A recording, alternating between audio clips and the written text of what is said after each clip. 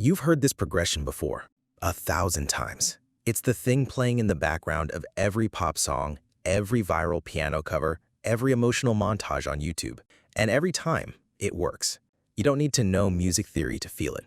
It just works, like musical gravity. But if you're a musician, or you're trying to become one, you need to understand why it works, how to use it, and more importantly, how to break it. So let's talk about the 6-4-1-5 progression. That's 6-4-1-5.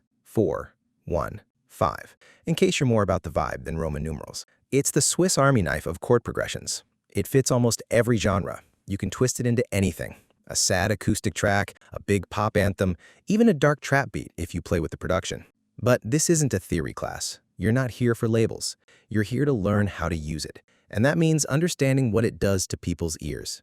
Here's the story this progression tells. It starts in tension. It lifts. It resolves. And then it leaves things open. That's the magic. The 6 chord is minor, uncertain, maybe a little sad. The 4 chord is major, and it feels like a hopeful shift. The 1 chord is home. It's where your ears want to land. But then the 5 chord pulls you back into tension.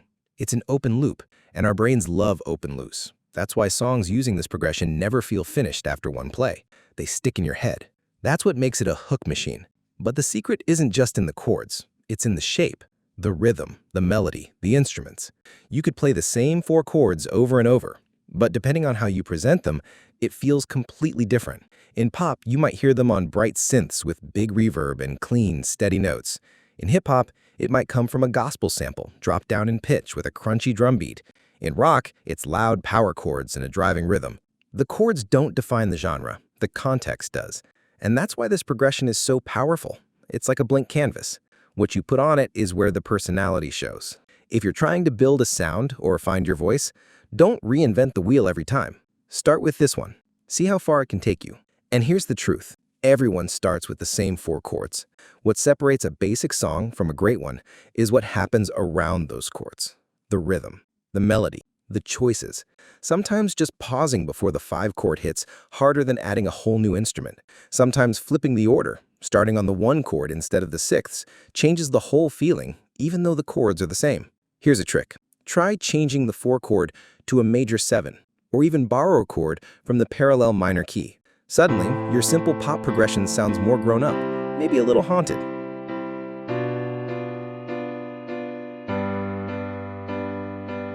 And you didn't even change the structure, just the flavor. It's not about collecting more chords. It's about learning how to shape the ones you already know. That's the whole point. You don't need more theory. You need sharper instincts.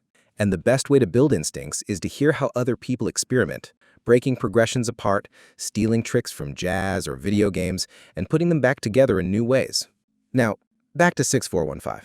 Let's talk melody. This is where a lot of people mess up. They find a progression that works and then stop trying. The chords do all the emotional work and the melody just floats on top. But real magic happens when the melody pushes back, delays the resolution, stretches the tension, surprises your ears. Think of your melody like a sentence. The 6 chord asks the question, the 4 chord builds the story, the 1 chord is the answer, and the 5 chord, that's the cliffhanger, the ... that keeps you listening. So if your song sounds okay, but not special, don't blame the chords. Look at how you're using them. Look at your phrasing. Try changing the timing. Try answering your own melody halfway through the bar. Try not landing on the 1 chord when people expect it. You're not here to follow the rules. You're here to bend them until they snap in the best possible way. That's how this progression works in every genre. Not because it's magic, but because people keep reinventing it over and over. Each time it comes back in a new disguise. Sometimes it's soft, sometimes aggressive, sometimes soaked in reverb or chopped through a tape machine, but the bones are always there. And once you recognize it, you'll hear it everywhere. In ads, in soundtracks, in guilty pleasure songs you pretend not to like. It's all built on this one loop, just stretched, flipped, and remixed by people who knew what they were doing, or just got lucky and made something great. But you're not guessing. You're learning to control it. So go play it. Make it yours. Find out what happens when you add your voice. Because music doesn't care how many chords you know. It cares if you make the ones you do know feel like they matter. And if you want help figuring that out, you know where to find us.